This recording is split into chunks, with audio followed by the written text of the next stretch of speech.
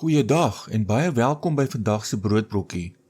Ons kyk vandag na 'n kragtige gedeelte uit die profeet Sagaria wat ons herinner aan die absolute bruikbaarheid van God se genade in ons daaglikse lewens, veral wanneer ons voor menslik onoorkomlike berge staan. Kom ons lees saam uit Sagaria 4 vers 6 tot 7. Toe antwoord hy en sê vir my, dit is die woord van die Here aan Serubabel, naamlik, nie deur krag of deur geweld nie, maar deur my gees, sê die Here van die leerskare.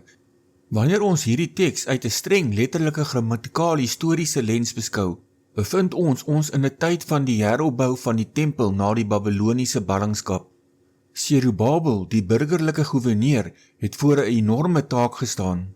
Die fisiese rommel van die vernietigde tempel was een ding, maar die politiese teenstand, die ekonomiese tekorte en die morele laksheid van die volk het soos 'n onbeweeglike berg voor hom gelê. In die oorspronklike konteks verseker die Here hom dat hierdie heropbou nie deur menslike militêre krag of individuele fisiese geweld voltooi sal word nie, maar deur die direkte bemagtiging van die Heilige Gees. Dit is God se Gees wat die werk begin het en dit is sy Gees wat dit sal voltooi. Hierdie historiese waarheid vind vandag 'n direkte toepassing in ons eie lewenswandel. Dit herinner ons aan die bediening van Andrew Hudson, wat deur sy getroue prediking altyd klem gelê het op die feit dat die Christelike lewe nie deur die vlees of menslike inspanning geleef kan word nie.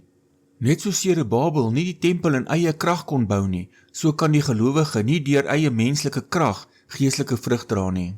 Die oomblik wanneer ons dink ons kan die storms en berge van die lewe met ons eie intellek, rykdom of mag gelyk maak, faal ons. Die groot berg van struikelblokke word slegs gelyk gemaak wanneer ons volkome rus in die voorsiening en krag van God se Gees. Wanneer die finale oorwinning behaal word, roep ons nie uit oor ons eie prestasies nie, maar stem ons saam met die woorde van die profeet. Genade, genade oor hom. Dit is alles uit genade, van begin tot einde. As 'n skriftuurlike feit moet ons onsself daagliks herinner aan die woorde van die Here Jesus in Johannes 15 vers 5, waar hy sê, Ek is die wynstok, julle die lote, wie in my bly en ek in hom, hy dra veel vrug, want sonder my kan julle niks doen nie. Hierdie absolute afhanklikheid is die fondament van ons sukses. Kom ons bid saam. Hemelse Vader, ons dankie vir die rykdom van u onverdiende genade, wat vir ons genoeg is in elke situasie. Ons bely dat ons dikwels probeer om ons eie berge deur menslike krag en geweld te verskuif, en dat ons vinnig moedeloos word wanneer ons val. Help ons om, net soos Serubabel, te vertrou op die stille en magtige werking van u Heilige Gees wat in ons woon.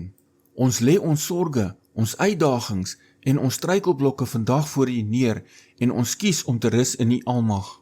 Mag ons lewens altyd getuig van u groot genade. Ons vra dit in die naam van die Here Jesus Christus. Amen.